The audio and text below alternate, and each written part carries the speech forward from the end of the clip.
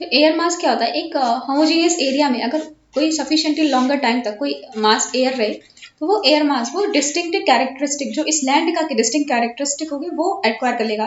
तो temperature humidity कैसी होगी, जिस जिस हिसाब से लैंड होगा, अगर कोल्ड लैंड होगा तो कोल्ड टेम्परेचर हो जाएगा इस एयर मास का, एंड अगर हाई टेम्परेचर को तो हाई टेम्परेचर हो जाएगा। और अगर ये सी सरफेस पे होगा, सी पे होगा ये लैंड मास, तो ये मेरीटाइम एयर मास हो जाएगा। तो उसमें मॉइस्चर ज़्यादा होगा, टेम्परेचर ज़्यादा होगा। तो और जो एयर मास होगा, पूरा जो एयर मास होगा, इसमें बहुत ही लिटिल हॉरिजेंटल वेरिएशन होता है, मतलब जो टेम्परेचर यहाँ पे होगा वही टेम्परेचर यहाँ पे होगा। तो लिटिल हॉरिजेंटल वेरिएशन होता है। ये इंटीग्रल पार्ट है ग्लोबल प्लानिटरी विंड सिस्टम, जो हमारी जैसे ग्लोबल प्लानिटरी विंड, जैसे हमारी ट्रेड विंड चलती है, north east south east trade wind, और फिर हमारी ये वेस्टर्लीज होती हैं, एंड फिर पोलर ईस्टर्लीज, तो इन्हीं के साथ, इन्हीं का इंटीग्रल पार्ट है, मतलब इन्हीं के साथ मूव करता है, इन्हीं विंड्स के साथ, इन्हीं विंड के साथ करता है। एंड ये इसका बहुत एक्सटेंसिव होता है, ये up to 2000, up to lower stratosphere and up to 1000 of kilometer में फैला होता है, बहुत एक्सटेंसिव होता है, एंड अप टू उस लोअर स्ट्रेटोस्फेयर तक ये एयर मास चलता है। जो ग्लोबल पार्ट है प्लानिटरी विंड का, और होमोजीनियस सरफेस होना चाहिए, ऐसा नहीं है कि माउंटेन प्लेट्यू, होमोजीनियस सरफेस होना चाहिए, या तो पूरा लैंड हो, फ्लैट लैंड हो, या पूरा ओशन हो, या पूरा फ्लैट ही हो, तो उसके ऊपर एयर मास बन सकता है। तो काफ़ी होमोजीनियस होना चाहिए। तो वो जो भी इसके ऊपर मास होगा, इन एरिया, इस एरिया के पीछे मास होगा, वो जो एयर मास होगा इसी के एरिया की जो नीचे है लैंड, उसी कैरेक्टरिस्टिक एक्वायर कर लेगा और ये एयर मास बन जाएगा। एंड इसी पे इस पे टेम्परेचर एंड मॉइस्चर का वेरिएशन डिपेंड करेगा, कितना टेम्परेचर मॉइस्चर को इस एरिया पे डिपेंड करेगा। सोर्स रीजन क्या होता है कि जिसकी कैरेक्टरिस्टिक एयर मास एक्वायर करता है उसे सोर्स रीजन बोलता है। अगर कोल्ड होगा तो एयर मास कोल्ड, अगर वार्म होगा तो एयर मास वार्म होगा, उसी हिसाब से टेम्परेचर मॉइस्चर जैसा होगा। अगर मेरी टाइम है तो काफी अच्छा मॉइस्चर होगा, मेरी टाइम अगर ओशन के ऊपर अगर बन रहा है, सोर्स रीजन ओशन है, तो मेरी टाइम मॉइस्चर बहुत ज्यादा होगा। तो ये मेन सोर्स रीजन इसमें कहाँ कहाँ बनता है, सोर्स रीजन ज्यादातर होता है हाई प्रेशर एरियाज में, high pressure areas and low pressure. High pressure area में या तो पोलर एरिया में होगा या सब ट्रॉपिकल हाई प्रेशर बेल्ट, यहाँ पे बहुत सारे डेजर्ट्स होते हैं, तो उस एरिया में ये बन सकता है। तो या तो इस एरिया में बनेगा या इस एरिया से एयर मास बनेगा। तो ये कोल्ड एयर मास होता है, यहाँ पे वार्म एयर मास होता है। तब ये जो cold air mass warm air मास यहाँ पे आके मिलेंगे तो ये फ्रंट्स बनाते हैं, तो ये बाद में देखेंगे। लेकिन दो टाइप के एयर मास है, एक यहाँ पे सब ट्रॉपिकल हाई प्रेशर बेल्ट में एंड पोलर एरियाज में ये बनते हैं।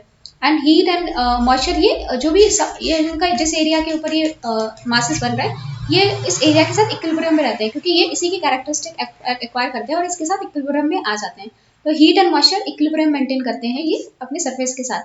एंड ये ज़्यादा लॉन्गर पीरियड तक ऐसे ही रहते हैं, स्टेबल रहते हैं, क्योंकि इनमें यहाँ कोई भी कन्वेक्शन, अगर ये एयर मास है, एयर मास का एक यूनिफॉर्म है, यहाँ पे भी टेम्परेचर सेम, यहाँ पे भी टेम्परेचर सेम, तो कन्वेक्शन नहीं होता। कन्वेक्शन मतलब हॉरिजॉन्टल मूवमेंट है एयर, तब कब होगा जब एयर हाई प्रेशर पे लो प्रेशर होगा। जब यहाँ पे पूरा एक ही तरीके का प्रेशर मेंटेन है, एक ही तरीके का टेम्परेचर है, तो ज़्यादा डिफरेंस नहीं है, तो कोई भी इसके अंदर कोई भी कन्वेक्शन नहीं होता, कोई रेडिएशन नहीं होता, स्टैग्नेंट एयर रहता है। तो काफ़ी इसकी कैरेक्टरिस्टिक है, ये मेंटेन करती है, एंड ये under the influence of trade wind move करता है। जैसे नॉर्थ ईस्ट ट्रेड विंड हो गई, वेस्टर्लीज हो गई एंड ईस्टर्लीज हो गई, इनके इन्फ्लुएंस में ये मूव करता है पूरा air mass.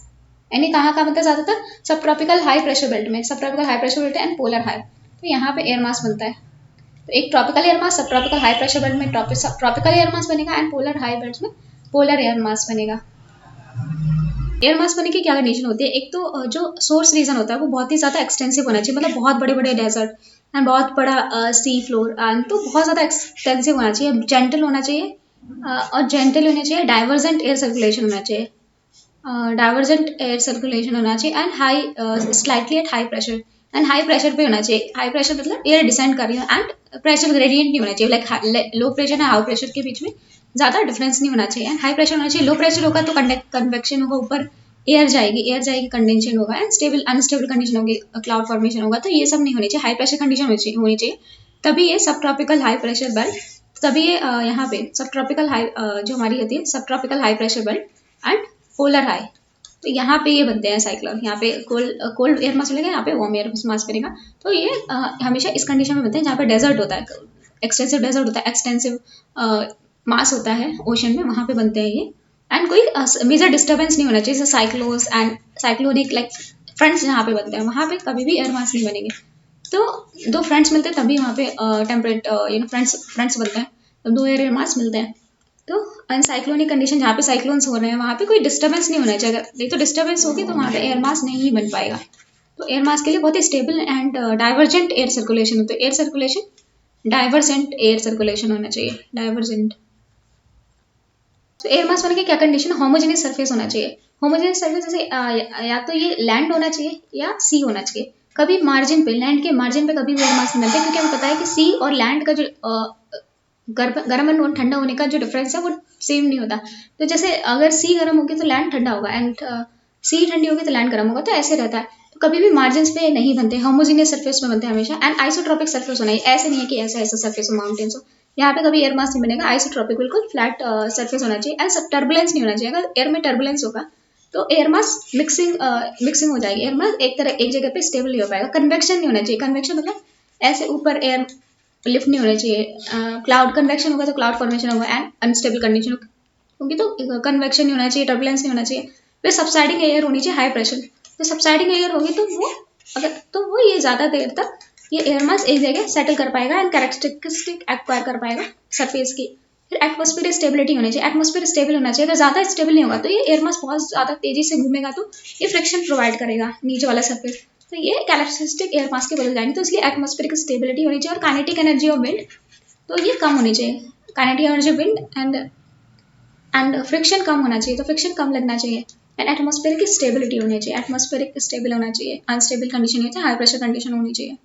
And pressure gradient ज़्यादा नहीं होना चाहिए, प्रेशर ग्रेडियंट ज़्यादा होगा तो ये स्टेबल कंडीशन नहीं बन पाएगी। तो यहाँ पे जितना प्रेशर उतना है वहाँ पे हो, तो पूरा एयर मास यूनिफॉर्म होना चाहिए।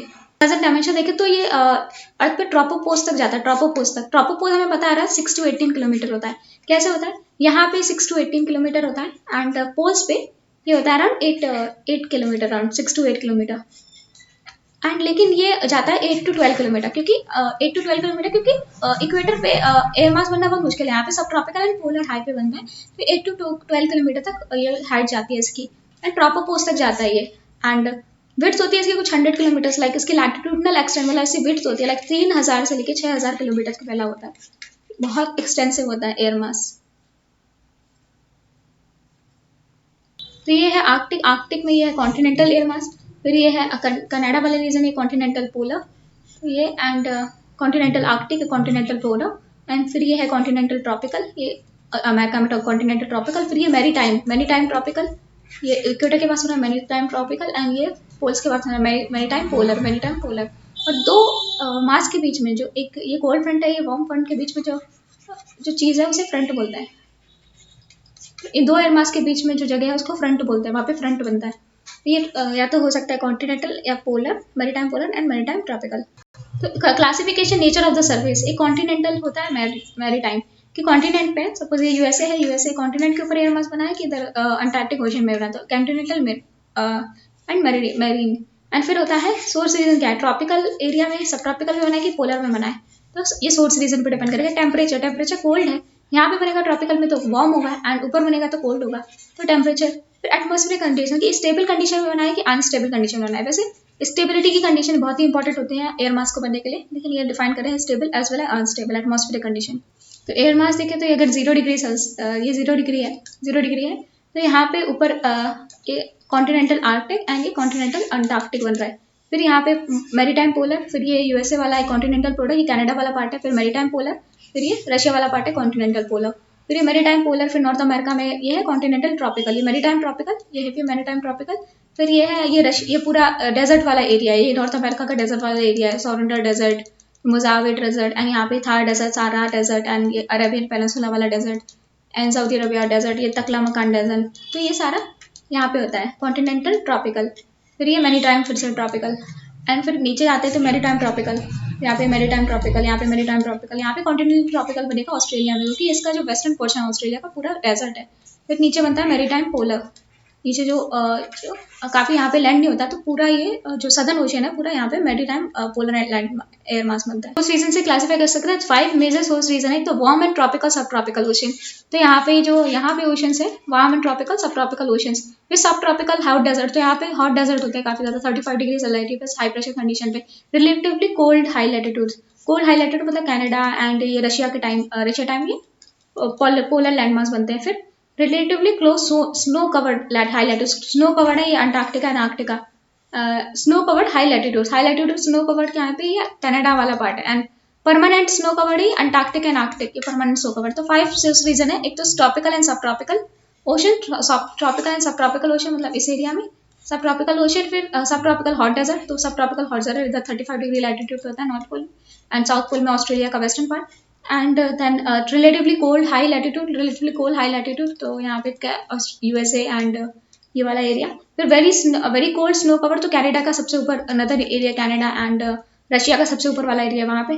फिर परमानेंटली आइस कवर कॉन्टिनेंट जैसे अंटार्कटिका एंड आर्टिका, वहाँ पे कोल्ड एयर मास बनते हैं। तो ये 5 तरीके के सोर्स रीजन अकॉर्डिंगली हम डिफाइन करते हैं maritime tropical, continental tropical, maritime polar, continental polar and continental Arctic.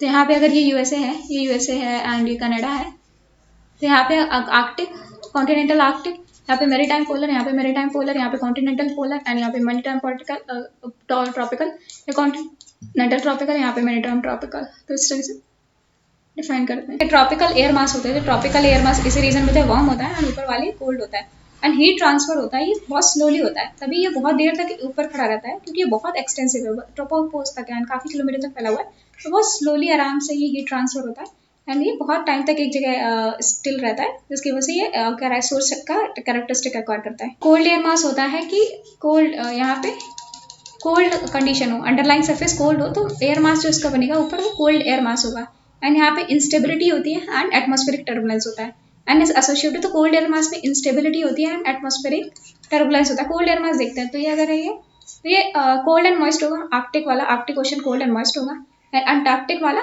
ये कोल्ड एंड ड्राई होगा, कोल्ड एंड ड्राई, बिकॉज ये यहाँ पे पानी नहीं है। साइबेरिया कोल्ड एंड ड्राई, फिर ये कनाडा वाला रीजन, नॉर्दर्न कनाडा भी कोल्ड एंड ड्राई होगा, एंड सदर्न ओशन जो होगा, सदर्न ओशन मतलब जहाँ पे Pacific, Atlantic and Indian ocean का पानी मिलता है, सदर्न ओशन, वो भी कोल्ड एंड मॉइस्ट होगा, क्योंकि वो पानी है, southern ocean cold and moist. तो कोल्ड एयर मास कहते हैं जो कोल्डर है अंडरलाइंग लेयर से। कोल्ड एयर मास में कोल्डर है, मतलब यहाँ पे 5 डिग्री टेम्परेचर है, एंड यहाँ पे 20 डिग्री टेम्परेचर है सरफेस का। जैसे ही कोल्ड एयर मास ये सरफेस के ऊपर आएगा, यहाँ पे जो भी एयर होगी, यहाँ पे जितना भी मॉइस्चर होगा, ये कोल्ड एयर के कॉन्टेक्ट में आएगा, तो हमारी रिलेटिव ह्यूमिडिटी 100% हो जाएगी, क्योंकि जो वाटर होल्डिंग कैपेसिटी है वो कम हो जाएगी, एंड रिलेटिव ह्यूमिडिटी 100% होगी, वैसे ड्यू पॉइंट रीच आ जाएगा, फटाफट कंडेंसेशन होगा, क्लाउड फॉर्मेशन होगा, स्टेबिलिटी कंडीशन आएगी। तो जहाँ पे कोल्ड एयर मास वो जो किस सरफेस से जाता है, जहाँ पे वार्म कंडीशन है, तो यहाँ पे एटमॉस्फेरिक टर्बुलेंस एंड इंस्टेबिलिटी आती है, ये आता है, it is associated with the cold instability and atmospheric turbulence. अगर इसी जगह अगर लैंड पे जहाँ ऐसी आती है वार्म एयर मास आता है, जो यहाँ पे अगर 10 डिग्री है, यहाँ पे 20 डिग्री है, तो ये इसके ऊपर आएगा, यहाँ पे जो ऑलरेडी मॉइस्चर प्रेजेंट होगा, ऑलरेडी एयर प्रेजेंट होगी जिसमें मॉइस्चर होगा, उसका टेम्परेचर और बढ़ जाएगा, टेम्परेचर बढ़ जाएगा मतलब रिलेटिव ह्यूमिडिटी कम हो जाएगी, 100% नहीं पहुंच पाई, तो कंडेंसेशन नहीं होगा, तो स्टेबल कंडीशन होगी।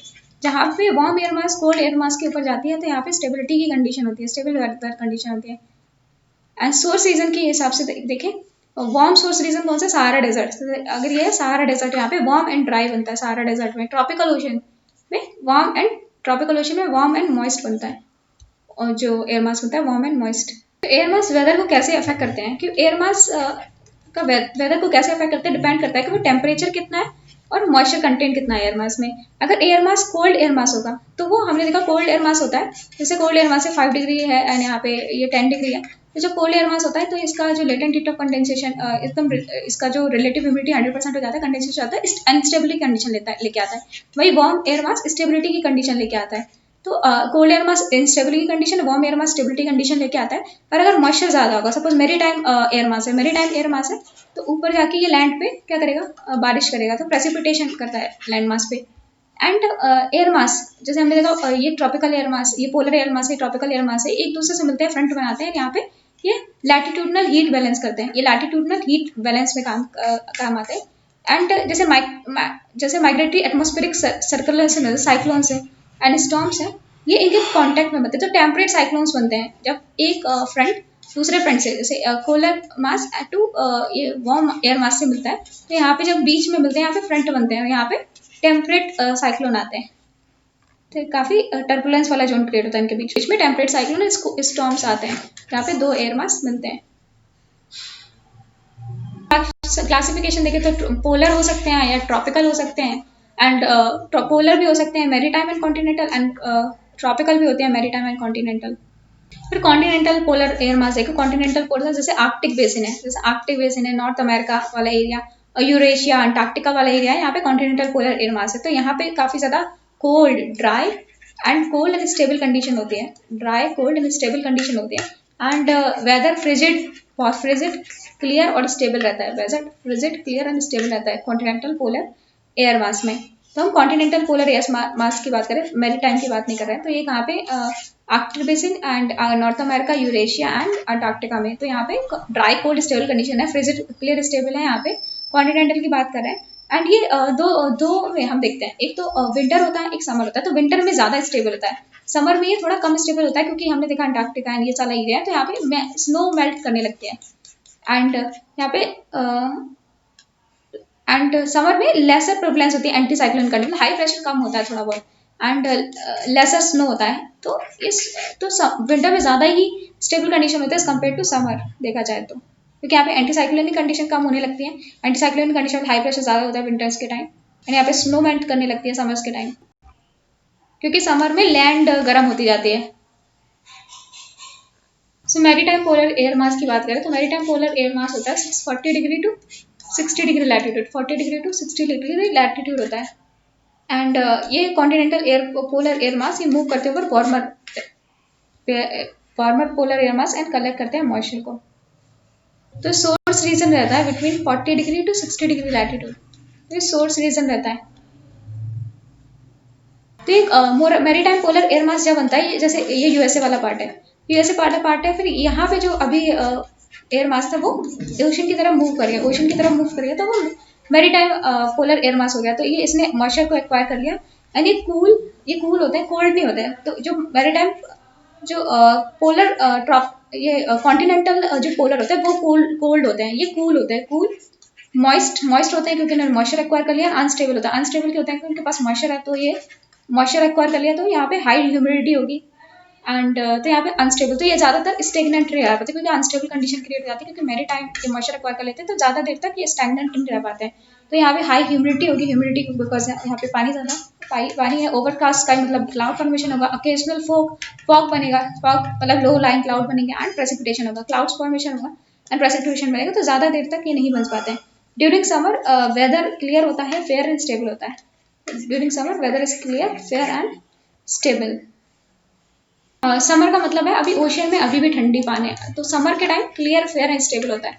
एंड विंटर के टाइम क्या होता है, लैंड ठंडी होती है एंड ओशन गर्म होती है। तो जब ओशन विंटर के टाइम गर्म होती है तो ओशन में और ज़्यादा प्रेसिपिटेशन होगा, तो ये सही नहीं हो पाता। तो इसलिए यहाँ पे clear, fair and stable condition होती है समर के टाइम, क्योंकि समर के टाइम ये जो ओशन होती है ठंडी होती है, प्रेसिपिटेशन इतना नहीं हो पाता है। Continental tropical air mass, continental tropical air mass इसके सोर्स रीजन होते हैं सब ट्रॉपिक्स एरिया, जैसे हम देखिए जैसे सहारा वाला एरिया अफ्रीका में, एंड वेस्ट एशिया वाला एरिया, एंड ऑस्ट्रेलिया में यहाँ पे वेस्टर्न ऑस्ट्रेलिया, यहाँ पे ये सब होता है सब tropical continental tropical air mass. तो ये ड्राई होता है, ड्राई, हॉट एंड स्टेबल, यहाँ पे कोई मॉइस्चर नहीं होता ज़्यादा, स्टेबिलिटी कंडीशन रहती है, हॉट होता है, ये ड्राई रहता है through out the year, because बहुत कम प्रेसिपिटेशन होता है इन एरियाज में, इस डेजर्ट्स में। मैरीटाइम ट्रॉपिकल एयर मास की बात करें, मैरीटाइम ट्रॉपिकल एयर मास, तो इसका सोर्स होता है ट्रॉपिक्स में, ट्रॉपिक एंड सब ट्रॉपिक्स में से मैक्सिकन गल्फ यहाँ पे मैक्सिकन गल्फ है, पैसिफिक ओशन, यहाँ पे पूरी पैसिफिक ओशन है यहाँ पे, फिर अटलांटिक ओशन।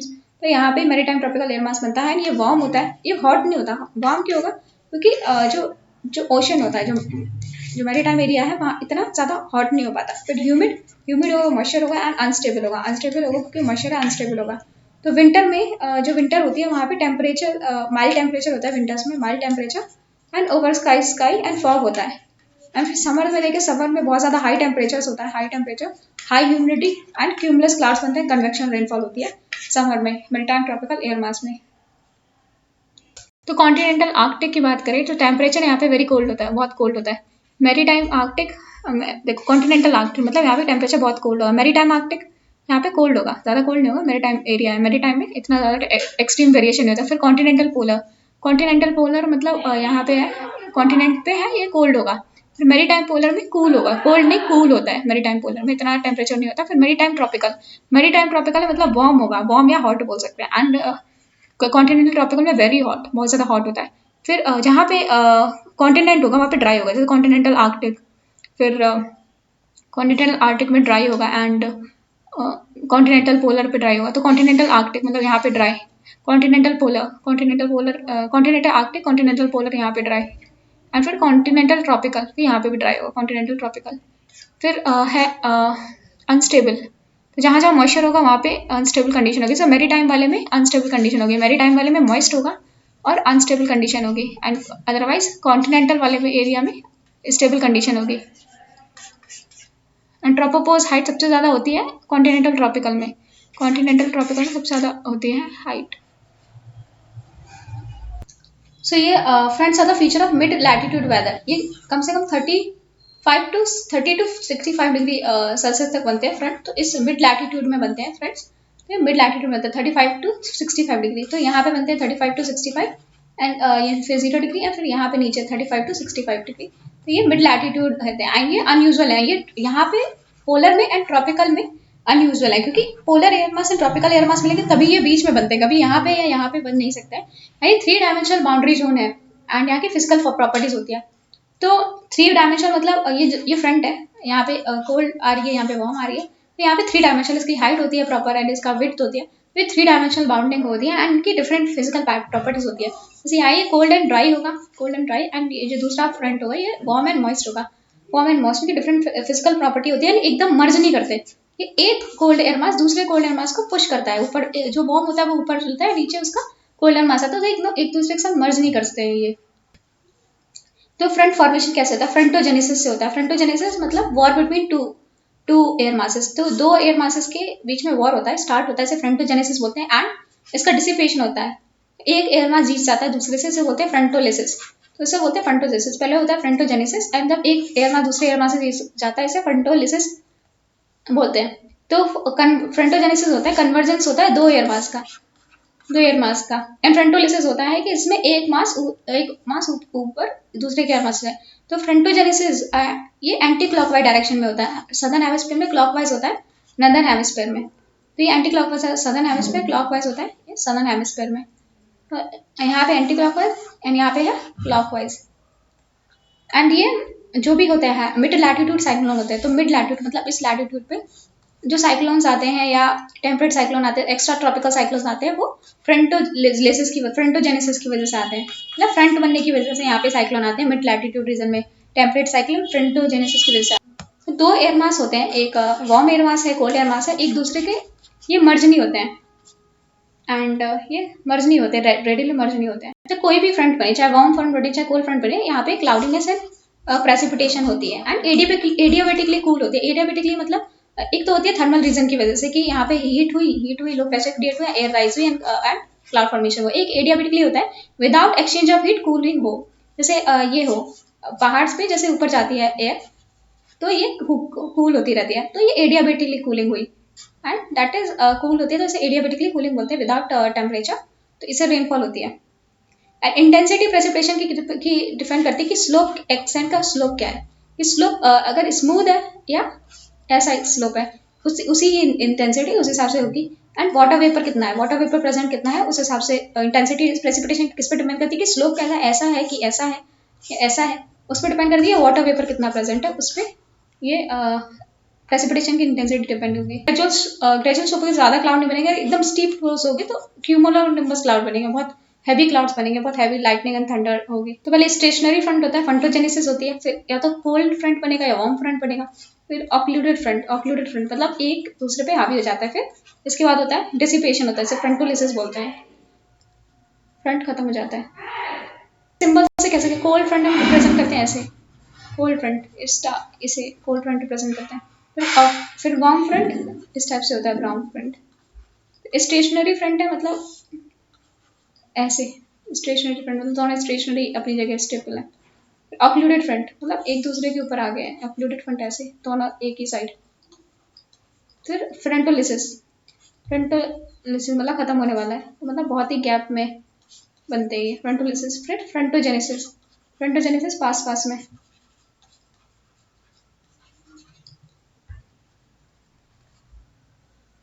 तो स्टेशनरी फ्रंट क्या होता है, जब दोनों एयर मास एक दूसरे को पुश नहीं कर पा रहे, तो एक दूसरे के पैरेलल चल रहा है, ये इधर चल रहा है, ये इधर चल रहा है, एक दूसरे के पैरेलल चल रहे हैं, तो ये होता है स्टेशनरी फ्रंट।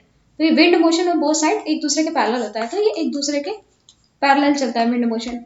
एंड वंस जैसी बाउंड्री रीअज्यूम हो जाती है, फॉरवर्ड मोशन स्टार्ट होता है, वार्म या कोल्ड फ्रंट बनता है। वार्म फ्रंट कब बनता है, जब वार्म एयर राइज करती है, कोल्ड फ्रंट जो बनता है कोल्ड एयर पुश करती है वार्म एयर को राइज करने के लिए, तो कोल्ड फ्रंट बनता है। तो कोल्ड फ्रंट का जो बनता है जब कोल्ड एयर की वार्म एयर मास को बहुत ही अफ्लिक्ट कर रही हो, तो इन सिचुएशन ट्रांजिशन जोन बनता है between two is cold front. तो जब cold air mass warm air mass को बहुत अफ्लिक्ट कर दिया and moves up quickly as a warm front. Warm front वैसे भी हल्का है एंड वैसे भी ऊपर मूव कर रहा है, इन कोल्ड फ्रंट इतना पुश कर रहा है कि उसको वार्म फ्रंट को बहुत ऊंचा उठा रहा है, twice as quickly as a warm front. Cold front बहुत तेजी से अंदर है, वार्म फ्रंट को उठा रहा है।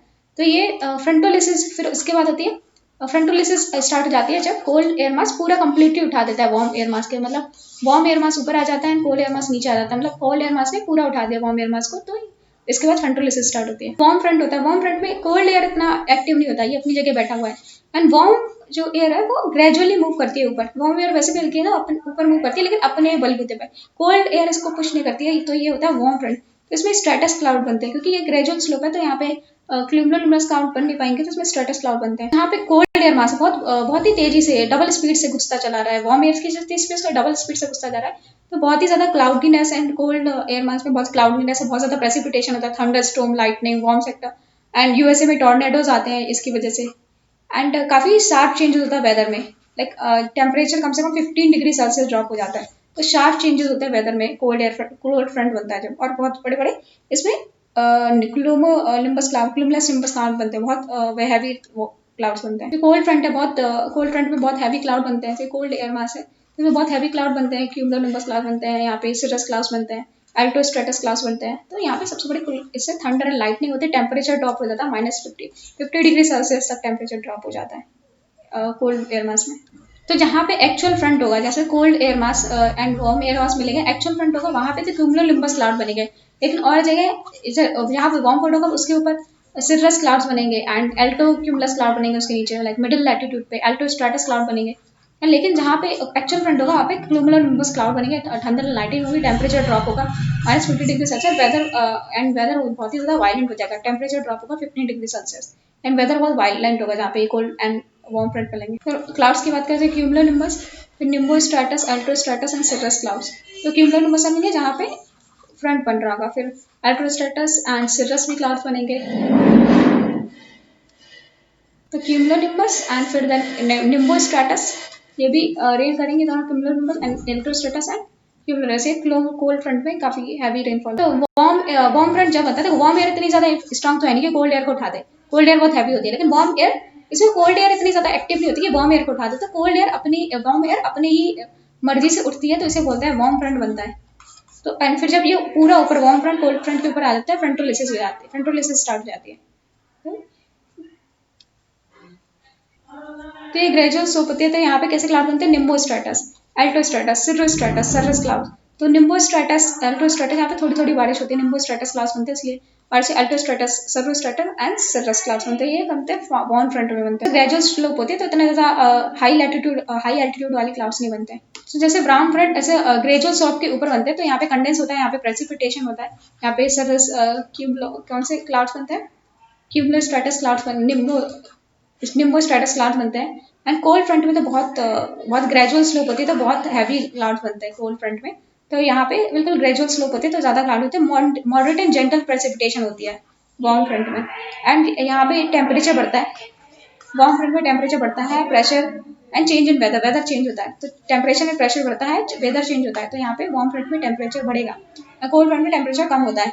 And clouds along the warm front, clouds बनते हैं वार्म फ्रंट में। एंड क्लाउड्स कौन से होते हैं, जैसे सर्रस, स्ट्रेटस, निम्बस।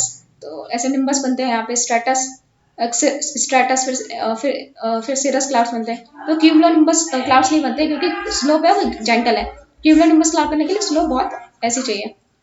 एंड इसमें सिर्रो स्ट्रेटस क्लाउड भी बनते हैं जो हेलो फिनोमेना शो करते हैं। Cirrostratus cloud halo phenomena show करते हैं। सिर्रो स्ट्रेटस मतलब बहुत ही up in the air, cirrostratus clouds बनते हैं। ऑक्लूडेड फ्रंट क्या होता है, जब जो कोल्ड एयर मास है उसके ऊपर पूरी वार्म एयर मास आ जाती है, तो उसे एक्लूडेड फ्रंट बोलते हैं। फिर इसके बाद होता है फ्रंटोलिसिस। फ्रंटोलिसिस क्या होता है कि पूरी जो वार्म एयर मास है वो डिसिपेट होती है, फिर पूरी जगह सिर्फ कोल्ड एयर मास रहती है। तो वार्म एयर मास डिमिनिश हो जाता है, कोल्ड एयर मास अंडरटेक कर लेता है वार्म सेक्टर को, तो फ्रंटोलिसिस स्टार्ट हो जाती है। तो ऑक्लूडेड फ्रंट होता है वार्म टाइप एक्लूडेड फ्रंट, जब वार्म फ्रंट बनाओ, एंड कोल्ड टाइप एक्लूडेड फ्रंट जब कोल्ड बनाओ। तो अक्लूडेड फ्रंट क्या होता है, अक्लूडेड फ्रंट मिक्सचर होता है कोल्ड एंड वार्म फ्रंट का। कॉम्प्लेक्स मिक्सचर होता है cold front, cold type, cold है यहाँ पे एंड वार्म है ऊपर, तो ये मिक्सचर होता है एंड ये वेस्ट यूरोप में काफी कॉमन है। अक्लूडेड फ्रंट, तो कॉम्प्लेक्स मिक्सचर है cold front end warm front का, अक्लूडेड फ्रंट। तो ये कॉम्बिनेशन होता है क्लाउड्स का, जो कोल्ड फ्रंट में क्लाउड एंड वार्म फ्रंट में क्लाउड बनता है, उनका ये कॉम्बिनेशन होता है। तो यहाँ पे वार्म फ्रंट होता है, कोल्ड फ्रंट होता है, यहाँ पे अक्लूजन में ये क्लाउड्स क्लाउड्स बनते हैं। तो ये warm front end cold front end ये अक्लूजन बनता है, अक्लूडेड फ्रंट बनता है इनके बीच में।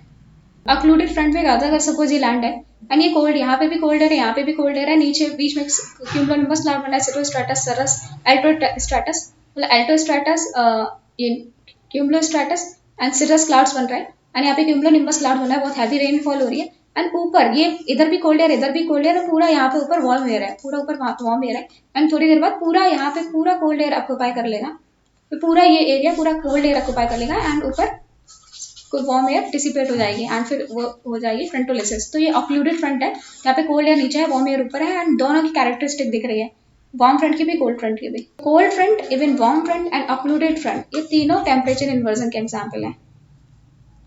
कोल्ड फ्रंट में भी क्या होता है, कोल्ड फ्रंट में भी कोल्ड एयर बहुत तेजी से ऊपर जाती है, डबल स्पीड पे एंड वार्म एयर को ऊपर ले जाती है, तो कोल्ड नीचे है, वार्म ऊपर है, तो ये भी टेम्परेचर इन्वर्जन।